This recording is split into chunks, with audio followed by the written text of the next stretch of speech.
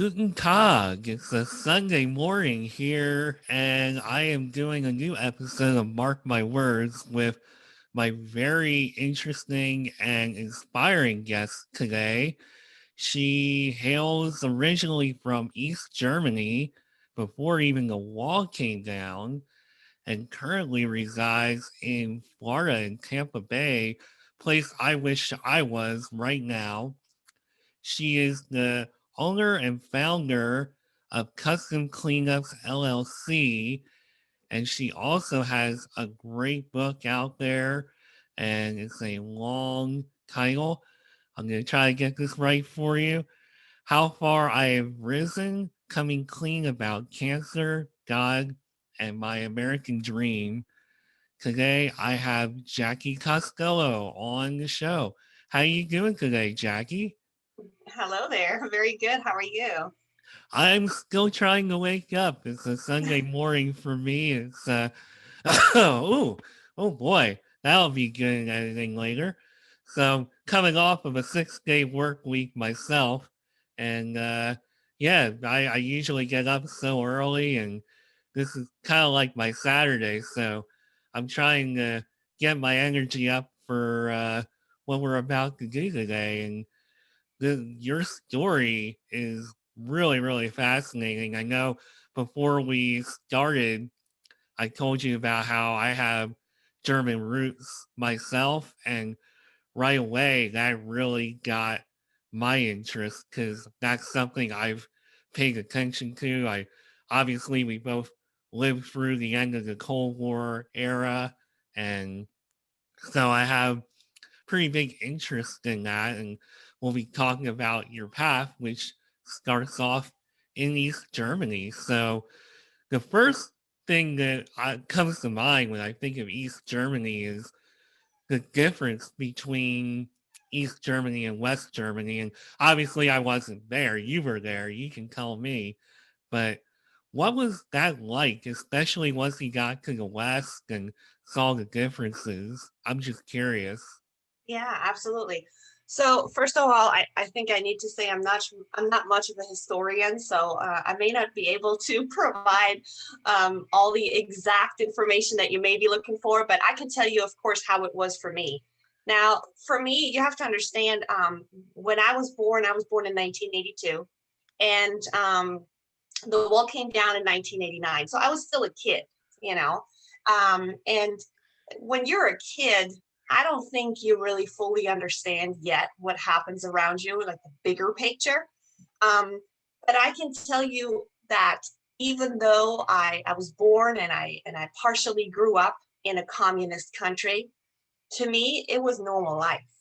To me, I wasn't missing anything, and I know it's so hard to imagine for someone who never had anything to do with communism, who just heard or read about it, because everyone thinks it's a bad thing, right?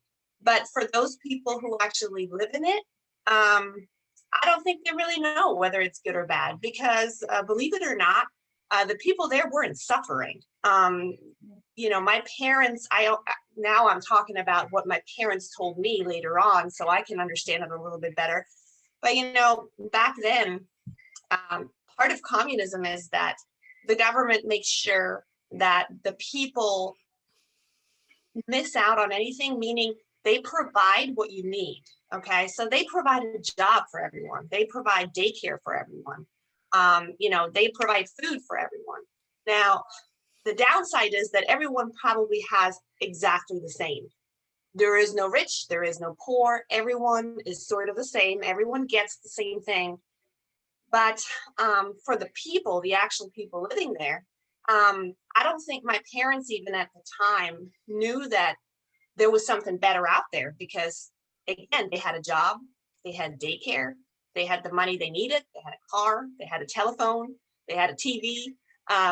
So it's really, really hard to understand that maybe when you live in that you're not missing anything until later on, when you come out of it, that maybe you see, oh wow, there's actually more than that. And my dad was actually the driving force always. My dad didn't agree with communism, and he had always wanted to leave it. My mom wasn't really on board with that because she was very connected to family, and she loved her job, and she felt like my parents weren't missing anything. She said, "Why do you want to leave? We have everything we need." And my dad always had a bigger picture in mind. And he said, "This can't be it. I think there's something better out there." And so at the time back then, you had to actually request or file an application if you wanted to leave the country. And I know it sounds crazy when you think about leaving the country because we're still talking about Germany. We're just, it's being like in East Texas wanting to go to West Texas, and there's a wall that separates the state. I mean, Germany is tiny compared to the United States, and yet it was separated. But you had to file an application if you wanted to leave. And then you were screened and you were checked out, and my parents had to sat down many, many times and had to answer lots of questions. And it took about, I think, 2 or 3 years for my parents to get approval to leave the country.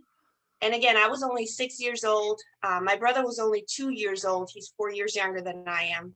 And I don't remember much of that time. Lots of what I'm telling you right now is just my parents shared with me how this all happened. But when my parents were granted the application, what happened was one day they got a phone call and they said, "You can leave. You got approved, but you have to leave within 24 hours. And please know you're not coming back." So, just imagine you're being told you can leave now, but you have to leave within 24 hours, which who can plan for a move in 24 hours, right? It's Wow. almost not realistic. However, my parents had been preparing already. They had sold a lot of their personal items that they knew they weren't going to take. And so we actually left. We got on a train. Every one of us had a suitcase in our hand. That's all we had. And we left. And when we left, we were under the assumption that we would most likely never see our family and friends again, because that's what we were told. And, little we knew that just a couple months later, the wall actually came down. But when we left, no one even considered that. No one knew this. No one thought that this ever was going to happen. So, it was for my parents and for us, it was a huge relief knowing that actually now we will be able to see family and friends again. Because, we were very lonely on this journey. So, yeah, that's my little story from communism, which I know is not very big because I was a kid and, I don't remember much of it, but I do know that I grew up with my grandparents, and I grew up with, friends and daycare and that kind of stuff. And I just remember that it was a absolutely normal childhood that I lived. Wow, that actually is like really really fascinating, especially considering you don't remember much, but you lived it, and that's not really looking for a history lesson. That's exactly what I was hoping to hear. So, or hoping as far as your story, not hoping that was your story. I'm sure even though you were so young, that was still kind of like, even if it didn't, outwardly, you didn't show it, I'm sure that impacted you in some way. Yes, absolutely. I think it really did.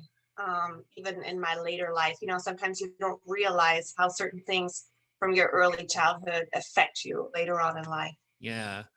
So you moved away, you got approved, you moved, and then the wall came down, and I'm not going to say everything just magically went back to normal, but the integration of the two sides happened, and you yourself had your own, life to think about. And I know schooling works a little bit different over there than maybe here. If I'm remembering my German classes correctly, I know they try to get you thinking about your career path pretty young in life.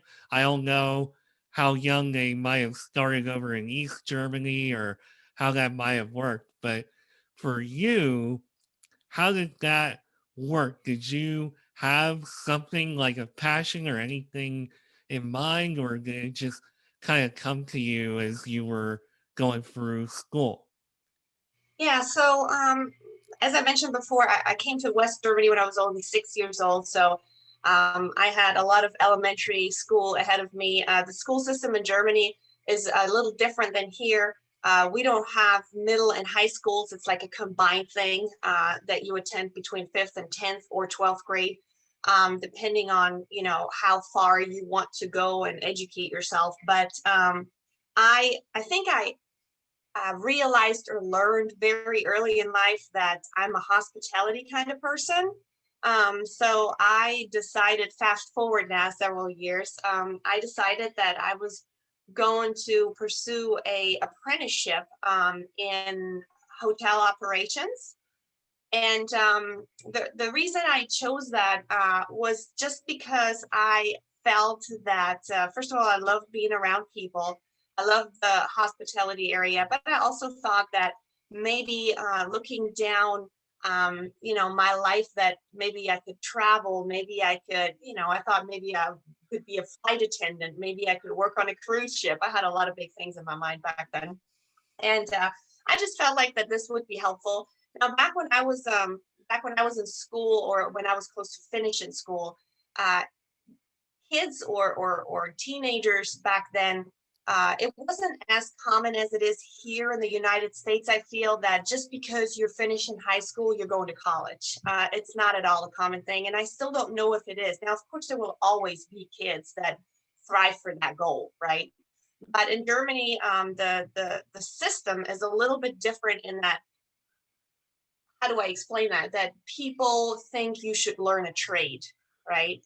And not saying that you can't go to college, but the actual act of learning a trade, like the practical part of, learning a trade and being able to do something, is so valuable in Germany, and it still is. And so a lot of kids oftentimes do what's called an apprenticeship. It takes about 3 years to do that, and what that means is that you partially go to school and learn the theoretical part about whatever you're learning, and then the other part, you actually find a business that will take you in to teach you everything. In my case, it was a hotel. And so, I would go to school on Mondays and Fridays, and Tuesday, Wednesday, Thursday, I was actually at the hotel getting trained in every single department and learning what it means to be an employee of a hotel. And I did that for 3 years, and loved it. Absolutely loved everything about it. And then realized that I do like the work at the front desk the most compared to all these other areas in the hotel. And so I figured that probably once I was done with that apprenticeship, that I would want to work in that area, maybe somewhere else. And that's when, towards the end of my apprenticeship, that's when I actually met my husband. So plans changed a little bit. And it's interesting, everything that you're saying about that part of your path totally lines up with my wonderful German teacher, Frau McRae. And I gotta give her like a mention here because it shows me she was really in touch with what was going on. And I really am interested. So I saw when I went through your LinkedIn profile, and yes, I did do that much research. I saw exactly what you said. So it was like a 4-year apprenticeship that you did, internship at a Hotel Mainz, IBS budget Hotel Mainz. And you did that. And then from there, you transitioned into a lot of different things. What happened there that you kind of went away from the hospitality industry?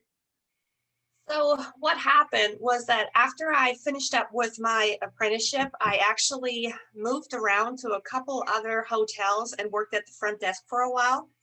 But it seemed like that things just weren't really working out. Like, all of a sudden, I wasn't as happy as I was during the time that I did my apprenticeship. And I honestly can't really tell you why that is. I just, had a few different employers and I did what I had to do, but I lost a little bit of interest. Again, like I said, I met my husband during that time. I met him when I was very young. I was only 18 years old, and he was 20 at the time. And if you read up on me a little bit already, then you probably know I'm German. He's American. That's why I probably live here now too. He was actually stationed in Germany. He was with the U.S. Army there, and we met and I still wanted to pursue my career, but like I said, things just didn't really pan out the way I wanted to. So I ended up working for a couple companies, kind of like office jobs, just admin things, which I like to. And it's interesting because in Germany, when you do an apprenticeship, when you learn a trade, it's really great, right, to know this trade. But there's also a little bit of a catch with it. And the catch is once you learn that trade, people only want to hire you for that trade. Meaning, if all of a sudden you realize that that really wasn't the right thing for you, you're a little stuck and it's hard to get into a new job because many times people don't want to give you the chance for another job because you really don't know it. You didn't learn it. And I find in the United States here, ever since I moved here, it's very different. You can go anywhere and get the opportunity to be taught something new. And you can even become the manager in that place if you're good at what you do, right? In Germany, it's a lot harder. So for me to get away from the hotel area into maybe the admin area was very, very hard. I think part of what I realized was that if I want to continue working in hotels, as much as I liked it at the time, I will have a hard time starting a family. I will have a hard time having kids because let's be honest, when do people work in hotels? They work early mornings, they work late nights, they work holidays, they work weekends. And if you want to start a family, which at that point I was, starting to think about, I knew this job was probably not going to be the best for me. So I liked the office part, the admin part of the hotel area. So I thought, you know what? Maybe I'll just try and find like a Monday to Friday, 8 to 5 kind of job that would fit that, what I'm looking for a little bit better. It was really hard. I did find a few employers that would, help me with that.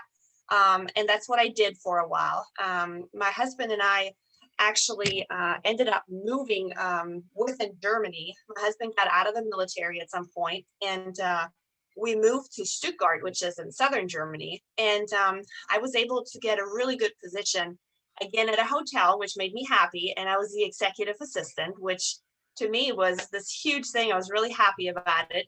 And I did that for a couple of years. And I thought to myself, I think this is kind of like the way to go. This is probably a good thing for me. And I then got pregnant, and we had our son in 2010. And in Germany, you get to stay home and take care of your baby a little longer than you do in the US. So I was actually home I'm trying to think right now. I was home for a year or a year and a half, and then wanted to go back to work. But unfortunately, something else came across. When my son started daycare and I was ready to go back to work, I was diagnosed with cancer. So that kind of threw me a curveball. Wow. So when you were thrown this curveball, what came next? Well, the cancer kind of knocked me out for about a year. Kind of stole a year of my lifetime in a way, but it also taught me a lot. So it was not only bad. Well, I was diagnosed with cervical cancer in 2013. I already started having symptoms in 2012, and it took quite a while for the doctors to figure out what it really was. It was not like an obvious kind of cancer. And so in 2013, I had major surgery to remove, the cancer, remove everything else that would, let me ever have children again. So that's why I only have one son and not more kids. Um, and like I said, it took me a good year physically. I think emotionally, it took me much longer to get past that. And unfortunately, something else happened during that time while I was in the recovery process of the cancer, to heal. My husband was told that he had to move back to the States. And so not only I had to recover from cancer, but we also had to prepare for an international move, to move from Germany to Florida. And, you know, we did that in 2014. I was barely feeling better for my cancer. And we moved here and had to start a whole new chapter of our life, all on our own. Now, my husband has family in the States, but not necessarily in Florida. So we were here on our own, really, because the States are so big that it doesn't really help you if you have family in Michigan. If you live in Florida, you're still by yourself. So we had to start from scratch here. So when you were going through all this stuff, cancer, surgery, moving, all these life changes, and especially when another coughing fit here, when you knew that you were moving to the States during all this time, were you kind of prepping in your mind about, okay, when I get better, I'm going to start my own business. Like, I really want to get back to my roots. What were you thinking, if you were even thinking about it at all at the time? So moving to the States was a very big step for me. Obviously, it was my first international move. I had to leave my family behind, family, friends. So that was hard. And when I was a kid and we left East Germany, we actually moved around quite a bit until my parents found a place where we settled and where we stayed. So I want to say I moved at least 5 or 6 times in my childhood, which also meant I had to change schools 5 or 6 times. I always had a really hard time to connect because of that, because if you're only somewhere for a year or two, it's really hard. So I always felt like that it was really hard for me to grow roots. And I always told myself when I'm an adult and I can make my own decisions, I want to be in a place and grow roots. I don't want to move around all the time and never really grow roots. So moving here was a very, very big and scary step for me. And I was really wondering how this was going to work out, um, because we just had each other, my husband, my son, and I. And when we first moved here, I really didn't know what kind of career path I would aim for. My husband came here already with a job. He was just transferred from his job in Germany to this area here where we live now. But for me, I had a 3-year-old little child that I knew I had to care for because there was no daycare right away. That I could have dropped him off. And when we first arrived, we lived in a hotel for 2 months, and we're searching for a house. Didn't find a house right away, so that's why that took kind of long. And my husband and I talked about, what opportunities do I have, or what do I see myself doing? And I was still recovering from cancer. I wasn't as strong physically, um, as I maybe should have been to start a new career. But at the same time, we had to come up with something because I needed to work to help out my husband financially. And at the same time, I'm a hard worker. If I don't work, if I don't do nothing, I feel useless. I literally feel useless. I have to have a purpose. It's really important for me. So we were wondering, what can I do? Where can I work? And we came up with the idea that I could be just in the beginning, clean some houses, just to have a little bit of a side income. And it's kind of a flexible job too. I could do it maybe when my husband is not working. And so I found a few jobs out of my hotel room. And my husband and I went, I remember it just like it was yesterday. We didn't have much money when we first moved here because my husband got paid a lot more money being overseas than he did here. So we really didn't have a lot of money available. So we went to a dollar store and bought myself a few cleaning supplies. I kid you not, it was probably $10 we spent to get me started. And it wasn't a business at that point. It was just me cleaning some houses. And I found one or two people that I cleaned houses for. And I guess they liked the German cleaning lady. What can I say? You know how people talk about Germans, how we're so accurate and perfect, clean and tidy and whatever. So that was probably partially it. And those people told their neighbors and friends and posted it on Facebook and, the whole social media thing that's going on. And next thing I knew, I had people calling me asking me if I would clean their house too. And we ended up finding a house and moved into our house. So we were out of the hotel. And because now I had some income from my cleaning jobs, we were able to put our son in daycare. It's kind of like a chain reaction, you know how that works. And now that he was in daycare, I had a little bit more time available in the mornings to clean some more houses. And next thing I know, I had so many houses that I felt like I needed someone else to help me. I can't do this all on my own. So I found some help and another lady or another two ladies. And all of a sudden, let's say maybe 2 years down the road from when I started, my husband and I sat down and we said, I think we've reached a point where we have to decide now. Is this what you want to do? Do you want to make a company out of this? Do you want to make a real business out of this? Or was this just to kind of get you started moving to this country and maybe now start your real career, whatever that is? Because at that time, I realized I don't think I want to work in hotels anymore because in Germany, everything is close to each other. It's so condensed. It's a much smaller country. So you can drive to work in 5 minutes and be at your hotel. Here, everything is so big and so spread apart that you can easily drive half an hour, 45 minutes to your job. And, again, we had to think about that we don't have any family here. We didn't have a support system here. So we had to really make sure that my husband's schedule and my schedule and our son all aligns and that we can be there for each other as needed. So I felt like that the hotel thing really wasn't working out anymore.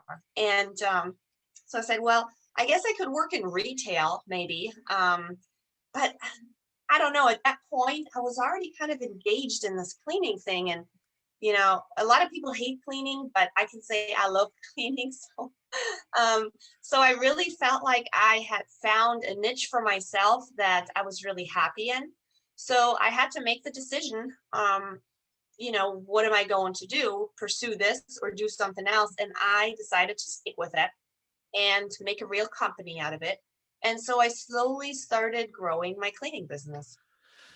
So the fact that you became an entrepreneur and you have an LLC, I almost would say it kind of just happened by accident almost, you just kind of came to the country, you did what you had to do, and I'm guessing you had in the back of your mind at some point, maybe I'll do something else, whatever that is, but it turned out this was that something else.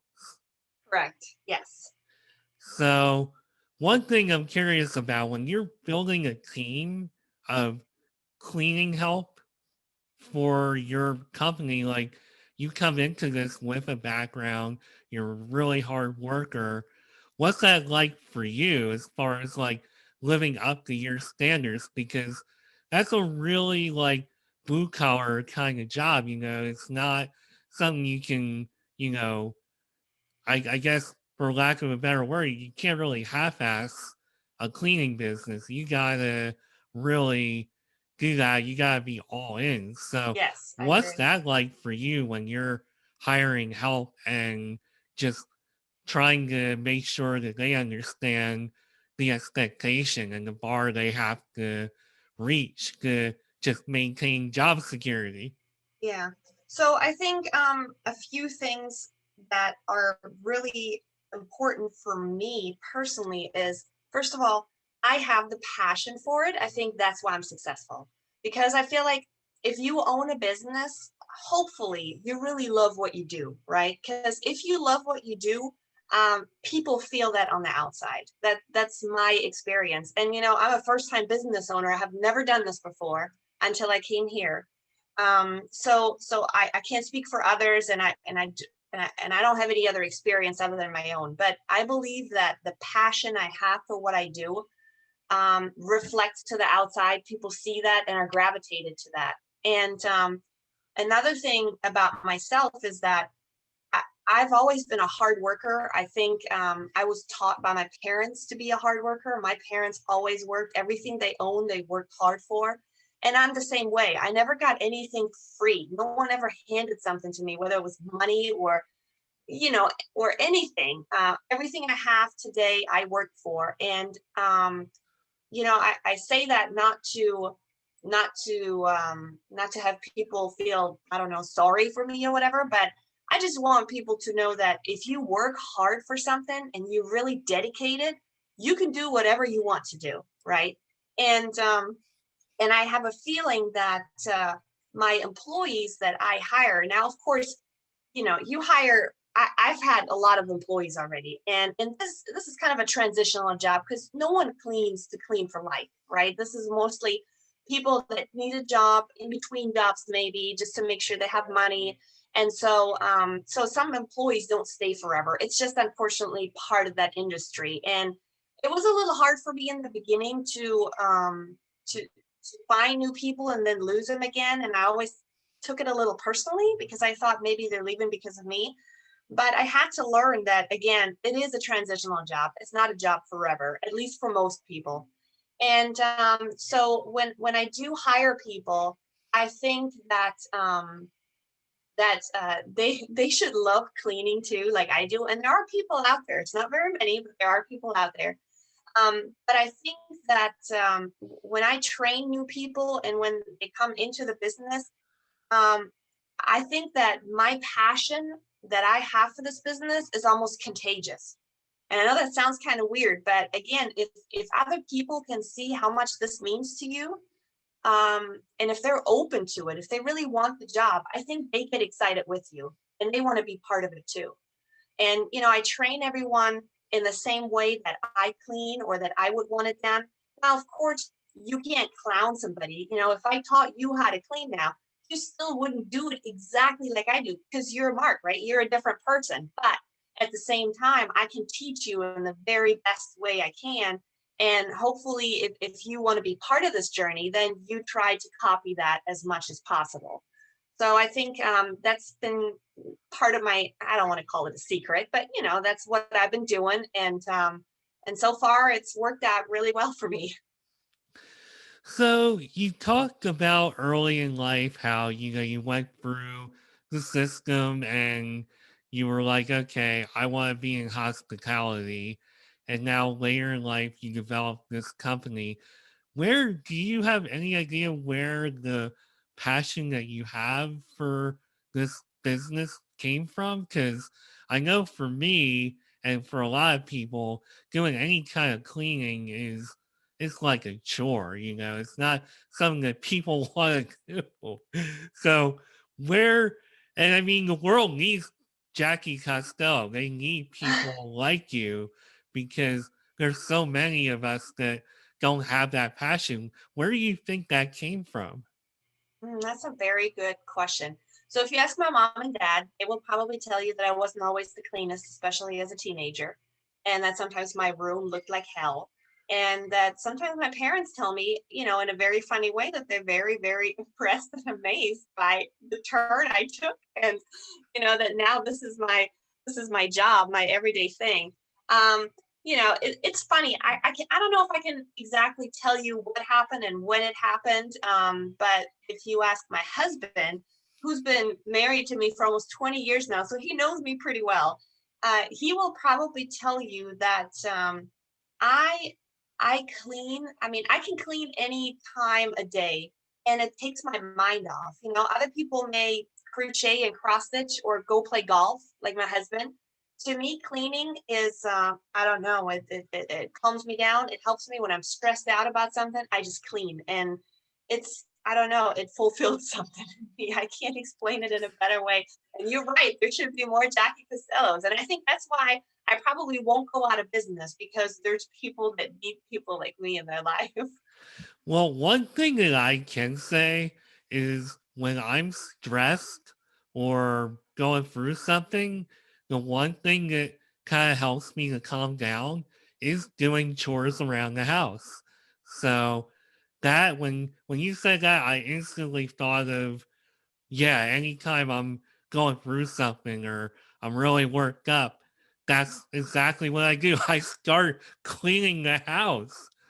And that's good. I like that. But Yeah, I don't think everyone is like that. You know, it's like my husband, again, he knows me well enough to know if all of a sudden I do 5 loads of laundry and I start cleaning baseboards, he asks me, he goes, Jacky, what's wrong?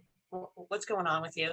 And sometimes I may not even know, sometimes we don't know exactly what's going on with us. We just feel anxious and nervous about something. And sometimes I tell him, I'm like, I don't know, but I feel like I need to be cleaning now. And then he usually knows he better leaves me alone for a little bit. I feel like the exact same thing happens on my end. My wife, when she sees me going through a cleaning fit, it's just, okay, just let him clean and let him work out whatever he needs to work out.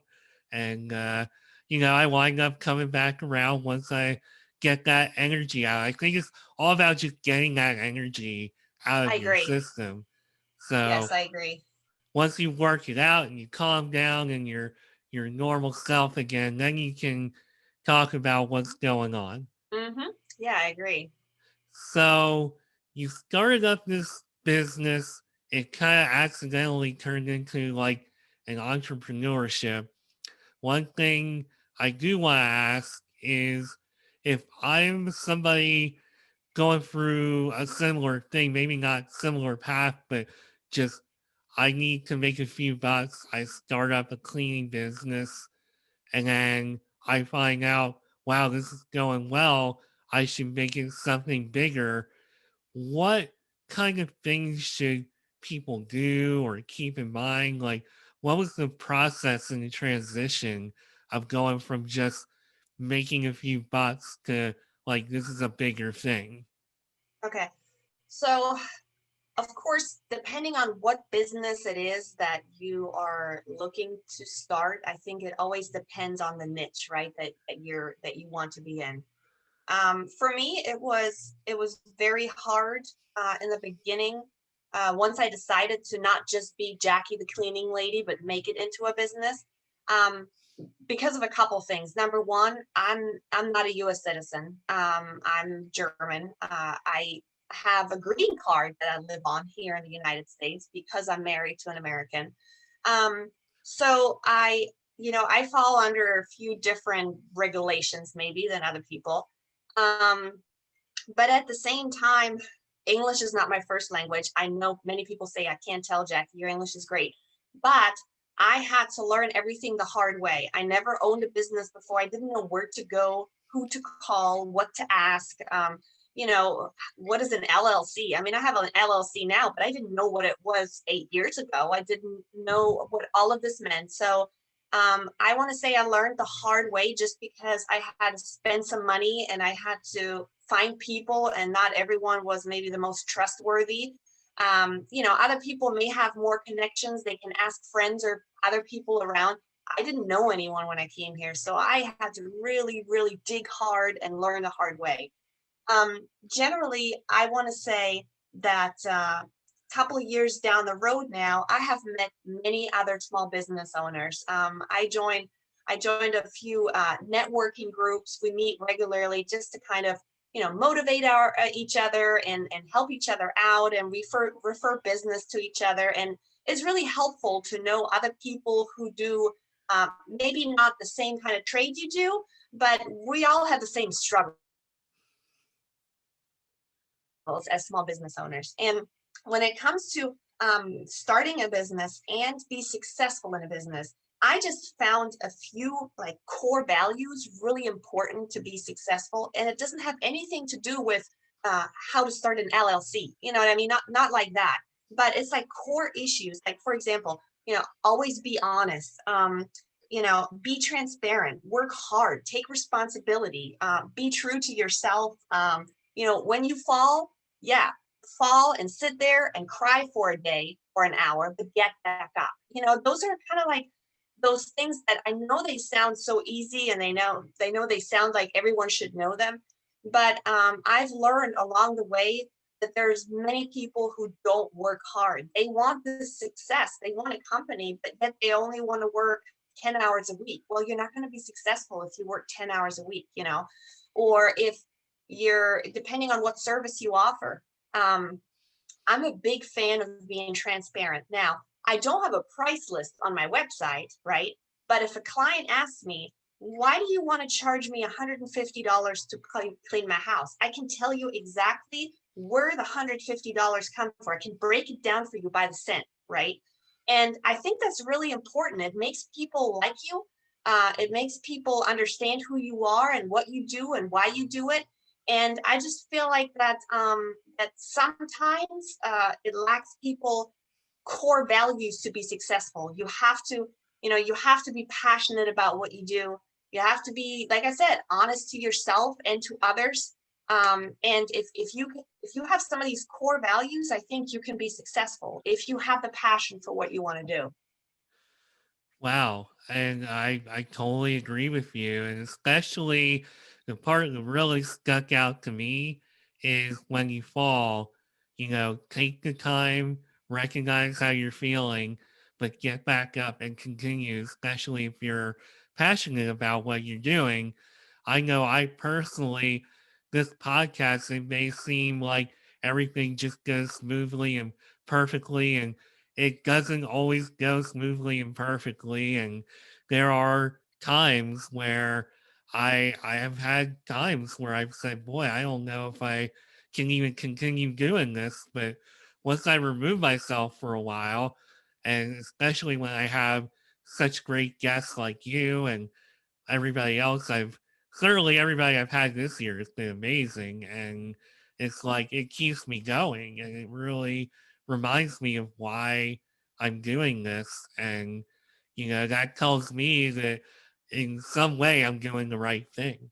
So it's important when you're trying to do something for yourself to there are going to be a lot of really fun times and good times with it. Especially for me, I love meeting people like you and just all the different stories and personalities. I love it. But there are going to be challenges along the way, and there are going to be things that come up that you're not going to expect. And it's important to understand that and go through what you got to go through. But, eventually pick yourself up and keep going. I And agree. Absolutely. Yes. your life story in general has been that, just that. And I feel like it's been so much so that you have this book that you wrote. And I'm curious to find out. Obviously, you have a really interesting story, and you probably knew that going into it. And I'd like to know, maybe other than just being an interesting story and hoping to be an inspiration, what was the motivation? What clicked for you that you said, I need to write this book? Um, Good question. So as you already said, the book um, details my early life in East Germany, starting a family, my battle with cancer, the things that I lost in life because of the cancer, not being able to have any more children, go my family, and then coming to the US, building my business in the middle of all of this. Um, I felt that it is a story to tell to maybe help others. Um, maybe it's not even much more than inspiring and motivating others. But there was a time that was really dark in my life, and at the time, I wasn't sure where my life was going to go.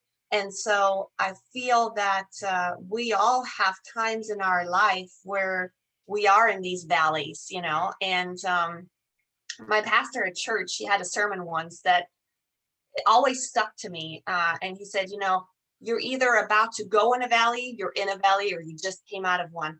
And it will repeat all life long. And I think we have to be realistic enough to know that. We have to be ready for it. And when we are in a valley or about to go into one, I feel like it can help us to know that others have been there already, have done that already, and maybe find out what they did to come out of it. And if anything, I just wanted to share my story in the hopes that it could motivate somebody else to keep push through whatever you're going through. And that while you may not see that what you're going through right now in that valley um, is doing you any good, that, oftentimes we don't know until much later how this valley affected us actually in a positive way. It's like we ask, sometimes we ask, why am I going through this valley? Why are things so bad right now? Why is this happening? But then later on, it could be a month, it could be a year, it could be 10 years later. You're like, oh my God, man, this is why I had to go through this, and that's how I felt. Um, and so, I just feel like that I wanted to write down the story. Um, and if not for anyone else, then for myself too, to kind of get through it. um, and so I just hope that I can inspire and motivate some people. When you are in that valley, don't think this is the end. Something comes after the valley, but you have to get up. You can't sit still. You have to get back up. Does it feel different telling your life story as opposed to living it? Do you tend to look at it from a different perspective now? Yeah, I mean, a lot of things that are part of my story are not necessarily super recent. It's been, a while back. Like my cancer now was like 8 years ago, or 9 years ago. And so it feels I'm being more distanced to some of the negative things that happened to me. So it gets easier to talk about it.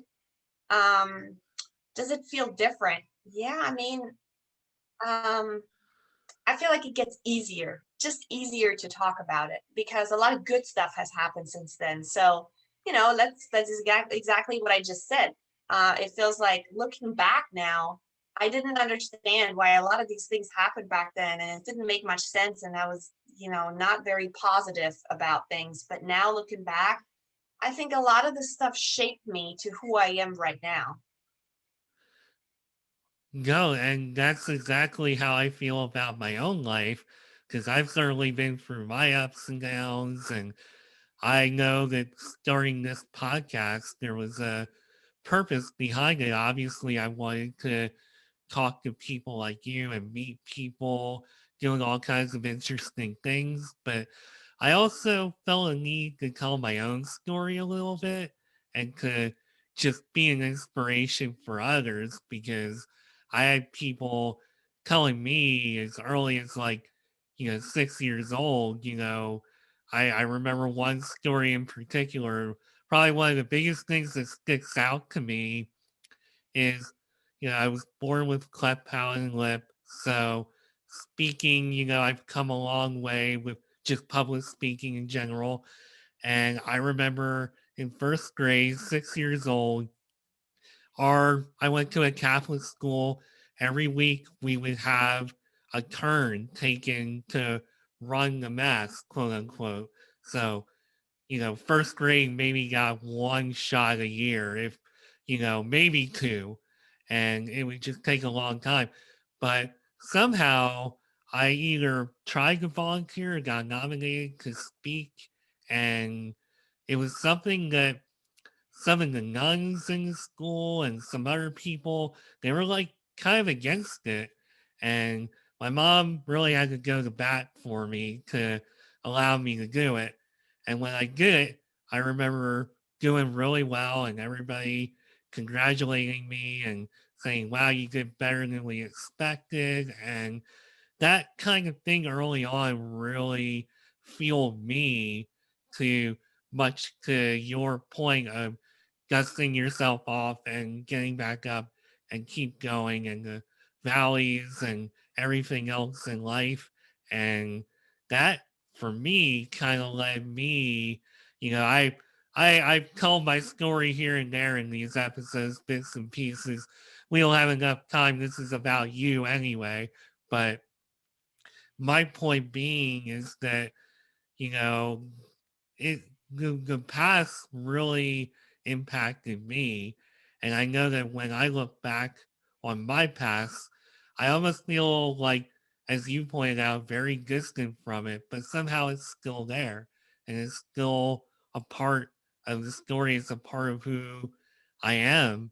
And that, for me, you know, just the opportunity to tell my story a little bit and to just be who I am, and for people to see and hear that I was born with some obstacles and some challenges and have had a lot of people doubt me, but at the end of the day, I have maintained a sense of self and I have kept moving forward. And that's really like, I guess when I talk to you, I see, obviously I haven't been through quite what you've been through, but you know, that same core, you know, strength, the inner, you know, being in touch with yourself and that Mm, strength to keep going is very similar. And I really appreciate that about you, and your perspective is just amazing and really inspiring. thank you. So at this point in the show, I want to give you the opportunity to talk about. I mean, you have this wonderful book that you've written, you have your business going. What's next for you? What do you want to do next? I almost figured you were going to ask me that question. Of course, I um, ask everybody. so I've been asked that question lately several times. It's funny. People ask me, "Are you going to write another book?" The answer is right now, no. I feel like everything I had to say, I said already. Not saying that down the road, maybe I will have more to say and maybe write another book, but I'm really happy with the book that I wrote together with my husband. And so as far as the book goes, I think I'm done for now. However, I don't think I'll ever stop telling my story. Of course, only to those who want to hear it. But I often meet people that I feel like I can share something with and maybe help them through something. Just like the other way around. Sometimes, you meet people that inspire you and you feel like maybe you already knew everything about something specific, but yet someone shares their perspective and you start thinking, oh, wow, this is interesting. Maybe I could try that too. Um, as far as my business goes, I'm really happy with what I do right now. And I don't even have a 5-year plan. I just want to keep doing what I'm doing for now. I do believe that maybe, Florida is not my final destination. I don't know I don't know what kind of plans God has for me as far as the future. I'm definitely open to it. So I'm not really sure. As long as my family is healthy and happy and we can be together and enjoy life, I don't really care where that is and what we'll do. Just kind of along for the ride right now. Fair enough. I love that perspective. And I mean, with you living the path that you've lived, I don't know if I expect anything else. So, with that being said, how can people get your book, learn more about your story? Uh, Perhaps if they live in the Tampa Bay area, they want cleaning services, or they just want to learn more about what you do. How can we learn? So as far as my cleaning business goes, you can find me on Google, you can find me on Instagram, you can find me on Facebook. My business is Custom Cleanups. We are in the Tampa area, so if you just type us into Google, you will find us. As far as my book goes, I sell that on Amazon. You will find it there. Um, as you already said earlier, my title is very long, but if you just type in How Far I Have Risen by Jacky Costello, you will find it. We sell it in the States, we sell it in England and Canada. It's Amazon, so you can almost get it anywhere. And if you want to learn more about me, I have a website too called howfarihaverisen.com. And you can also find me on LinkedIn and Facebook. I'm just like many other people all over on social media. You can find me everywhere, actually. And you also have a blog on your website as well, correct? Yes, that's true. Yeah, a lot of good content there. So you can definitely learn more about Jacky and her perspective on life there. And I thank you for taking time out on Sunday morning to speak with me. Well, thank What, you so much for having me. I appreciate the opportunity. oh, no problem. I mean, what a story. Really inspiring to get me started on this Sunday morning. Like I said, I came off a 6-day work week. So if my energy seems a little low, it's nothing to do with anything here. It's just, I am tired. But I thank you so much, and your story is so inspiring, and I wish you nothing but continued success with everything. And again, Jacky Costello, she has a book. She's an author. How Far I Have Risen, Coming Clean About Cancer, God, and My American Dream. Jacky Costello, thank you very much for being on Mark My Words. Thank you so much. You have a great day. Have a great day, and everybody. I will be back very soon with another great guest and another episode. So, bye for now.